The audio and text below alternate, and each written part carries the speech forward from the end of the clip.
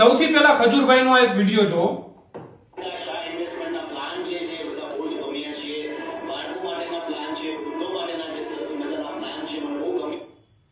હવે ખજૂરભાઈ, જાનકી બોડીવાલા અને મિત્ર ગઢવી આ બધા લોકોએ સાસ ઇન્વેસ્ટમેન્ટનું પ્રમોશન કર્યું હતું. સા ઇન્વેસ્ટમેન્ટ એવું કહેતું હતું કે 100 દિવસમાં 12 થી 15% રિટર્ન આપશું. પણ અહીંયા મુદ્દલ મતલબ જે લોકોએ મૂડી રોકી હતી એ પાછી નથી મળી. આની ઉપર બહુ બધી એફઆઈઆર થઈ ગઈ છે અને એનો જે ઓનર છે હાર્દિક શાહ એ અત્યારે જેલમાં છે.